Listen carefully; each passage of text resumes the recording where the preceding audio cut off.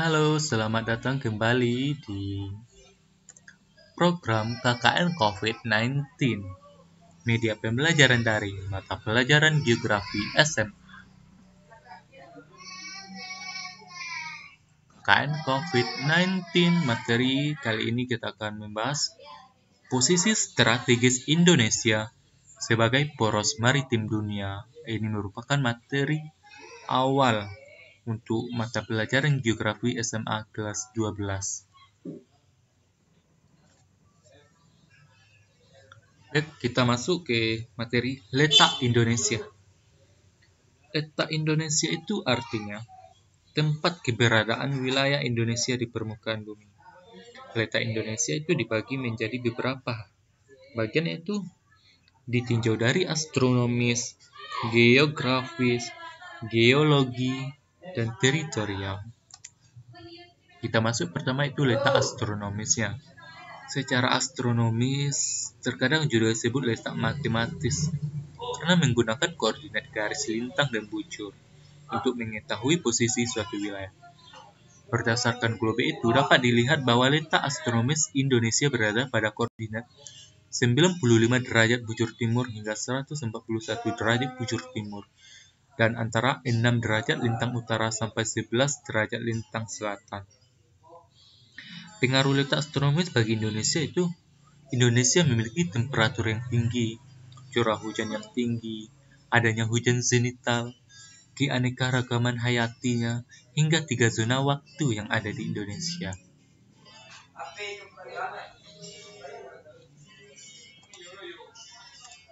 Selanjutnya, letak geografis. Secara geografis, Indonesia ada di antara dua samudera dan dua benua, yaitu Samudra Asia dan Samudra Australia. Maksudnya dua benua, yaitu benua Asia dan benua Australia, serta dua samudra itu benua Hindia, Samudra Hindia dan Samudra Pasifik. Menurut posisi geografisnya, maka Indonesia ada di antara dua benua di dunia, yaitu benua Asia dan benua Australia. Posisi tersebut tentu menguntungkan Indonesia, sebab dapat terbentuknya lalu lintas perdagangan dunia. Tidak sekedar pada segi perdagangan saja, situasi tersebut pula dapat mempengaruhi kondisi iklim serta cuaca di Indonesia. Dengan terapit antara dua benua tersebut, faktanya dapat terjadi pengaruh kepada kondisi alam sekeliling, yakni menyebabkan wilayah Indonesia kebanyakan beriklim laut. Hal dengan demikian, lantaran Indonesia terbagi atas sejumlah kepulauan dan mempunyai wilayah laut yang luas. Dengan demikian memperoleh pengaruh dari angin laut dan memunculkan hujan. Kedua letaknya di antara dua samudra, yang mana kondisi tersebut menyebabkan adanya dua macam musim di Indonesia, yaitu musim penghujan dan musim kemarau. Pada biasanya terjadi musim penghujan di Indonesia berlangsung pada bulan Oktober sampai April dengan ditandai berhembusnya angin musim barat daya. Sementara musim kemarau terjadi kurun antara April sampai Oktober dengan adanya indikasi muncul angin musim timur laut. Perlu diperhatikan juga kalau penentuan waktu berlangsungnya musim penghujan dan musim panas di Indonesia kadang-kadang momen penggantiannya susah untuk diprediksi. Kenapa? Sehingga seiring datangnya musim yang biasa disebut dengan musim pancaroba. Antara musim hujan dan musim kemarau itu sulit diprediksi, sehingga musim di antara keduanya disebut musim pancaroba. Ada musim pergantian yang bisa menyebabkan kondisi sekeliling sekaligus juga dapat memberikan efek terhadap kesehatan manusia. Ketiga ada letak geologis. Ini cukup strategis sekali, di mana terletak di beberapa lempeng bumi dan beberapa dangkalan. Hal ini menyebabkan kondisi geografis Indonesia berbeda-beda di tiap wilayahnya.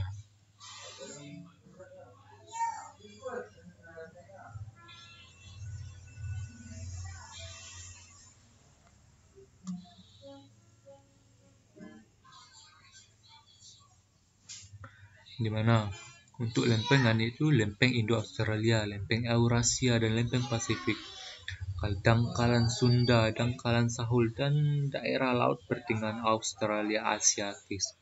serta jalur pegunungannya, pegunungan muda Mediterania, dan pegunungan Pasifik. Hal ini menyebabkan kondisi geografi Indonesia berbeda di tiap wilayahnya.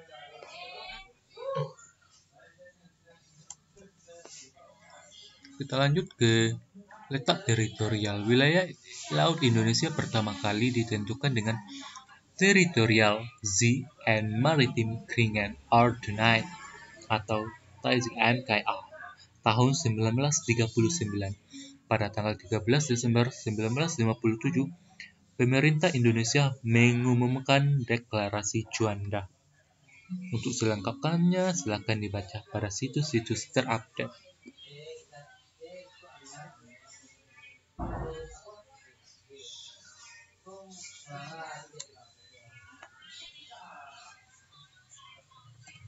Lanjut ke batas Indonesia. Secara geografis atau letaknya di permukaan bumi, negara Indonesia memiliki batas-batas wilayah yang menjadi patokan seberapa luas wilayah negara kita ini.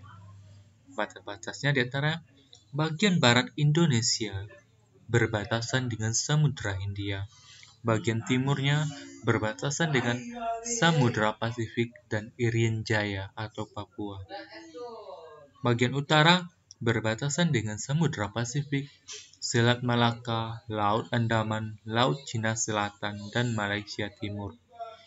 Bagian selatan Indonesia berbatasan dengan benua Australia, Laut Timur-Timur, Samudra Hindia, dan Laut Arafura.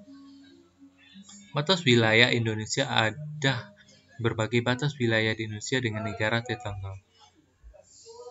Di antaranya, menurut mata angin, yaitu batas wilayah negara Indonesia bagian utara, yaitu di Pulau Kalimantan berbatasan langsung dengan Malaysia. Dan Malaysia ini berbatasan dengan batas wilayah darat Indonesia. Kalau batas lautnya mencakup 5 negara, Malaysia, Singapura, Thailand, Vietnam, dan Filipina. Batas wilayah negara Indonesia bagian timur. Batas wilayah Indonesia bagian timur. Di bagian timur Indonesia ada Pulau Papua. Di wilayah timur ini, Papua berbatasan langsung dengan daratan Papua Nugini dan perairan Samudra Pasifik. Batas wilayah Indonesia bagian timur di Papua. Dari kesepakatan tersebut, maka disepakati kalau batas wilayah Indonesia sebelah timur ini Provinsi Papua yang berbatasan dengan wilayah Papua Nugini sebelah barat. Itu Provinsi Barat Fly, Provinsi Sepik Barat atau Sandaun. Batas wilayah negara Indonesia bagian selatan, yaitu berbatasan langsung dengan Timor Leste. Untuk batas lautnya pada perairan Australia dan Samudra Hindia. Sebelum tahun 1999, Timor Leste sempat menjadi wilayah Indonesia yang disebut sebagai Provinsi Timor Timur. Namun akhirnya ia memisahkan diri dari Indonesia untuk menjadi negara sendiri. Batas wilayah Indonesia bagian barat itu adalah Samudra Hindia dan perairan negara India.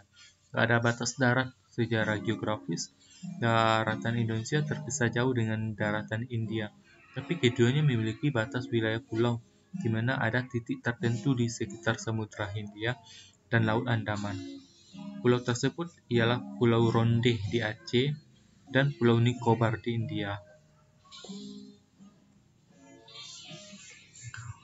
Selanjutnya itu luas Indonesia. Berdasarkan rujukan nasional data kewilayahan Republik Indonesia. Pertama, luas perairan pedalaman dan perairan kepulauan Indonesia adalah 3.110 km persegi. Luas laut teritorial Indonesia 290.000 km persegi. Laut zona tambahan Indonesia 270.000 km persegi.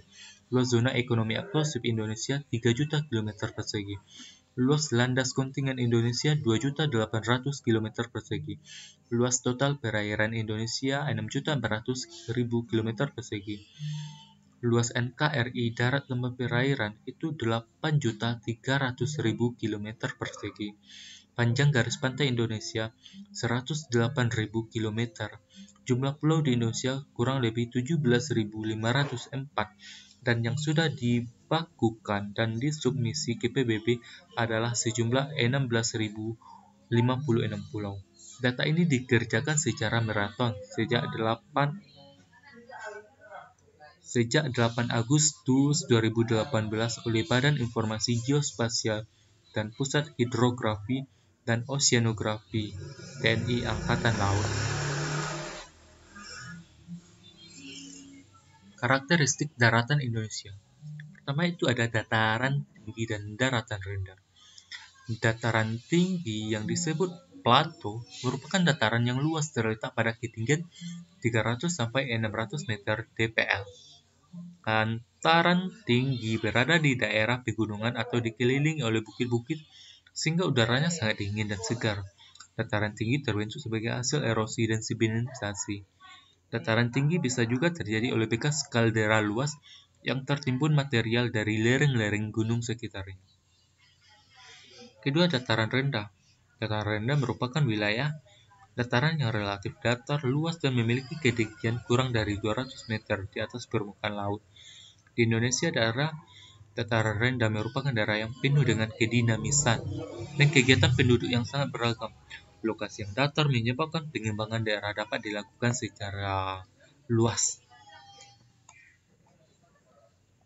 Selanjutnya itu karakteristik perairan Indonesia.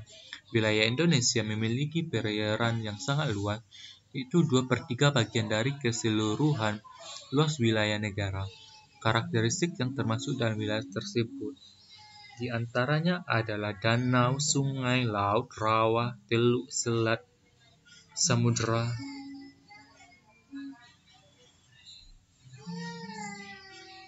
di mana danau merupakan permukaan bumi berupa tikungan di darat yang sangat luas dan digenangi oleh air yang dikelilingi daratan. Danau yang terbentuk berasal dari letusan gunung berapi itu disebut danau vulkanik. Danau tektonik yaitu danau terbentuk disebabkan pergeseran muka bumi. Ada danau buatan serta danau alam. Dua sungai merupakan bagian dari permukaan bumi yang rendah dan aliran air yang mengalir dari dataran tinggi menuju dataran rendah dan bermuara di laut. 3. Ada laut, itu bagian permukaan bumi yang luas digenangi air yang dalam dan paling rendah. 4. Ada rawa, yaitu tanah yang rendah umumnya di daerah pantai dan digenangi air, biasanya banyak terdapat tumbuhan air. Nah, ada teluk, itu tubuh perairan yang menjorok ke daratan dan dibatasi oleh daratan pada ketiga sisinya. 6. Selat merupakan perairan laut sempit yang berada di antara dua pulau. Kedalamannya berkisar antara 200 sampai 100 meter. Serta terakhir ada samudra, merupakan perairan yang luas melebihi luas laut dan memiliki kedalaman lebih dari 1000 meter. Lanjut itu perkembangan transportasi. Pertama itu transportasi air berawal dari pelayaran pada masa kerajaan Bahari Sriwijaya dan Majapahit yang dilakukan oleh Laksamana Chengho. Pelayaran Portugis Spanyol dan pelayaran VOC pada abad ke-16, Laksamana Chengho melakukan pelayaran dari Tiongkok ke Samudra Hindia melewati kepulauan Indonesia bagian barat sampai ke Timur Tengah dan pantai timur Afrika dengan tujuan ekspedisi laut.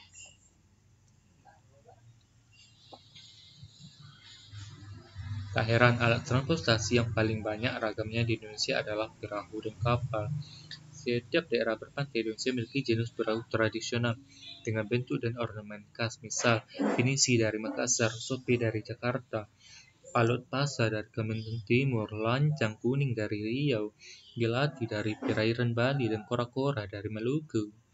Di beberapa daerah di Indonesia, misalnya Kalimantan, jalur penghubung utama antar wilayah adalah sungai. Transportasi utama yang banyak digunakan adalah perahu. Kedua itu transportasi darat. Dalam bidang perhubungan darat, peranan jalan raya sebagai media lalu lintas semakin penting. Untuk itu, pemerintah telah mengarahkan pembangunan transportasi pada upaya rehabilitasi dan pemeliharaan jalan raya yang sudah ada. Ketiga, transportasi udara. Sejarah transportasi udara Indonesia terkait dengan sejarah kemerdekaan. Untuk kemudian transportasi pada tahun 1948, mantan Presiden Soekarno membeli 2 pesawat PD-C3 dari Singapura.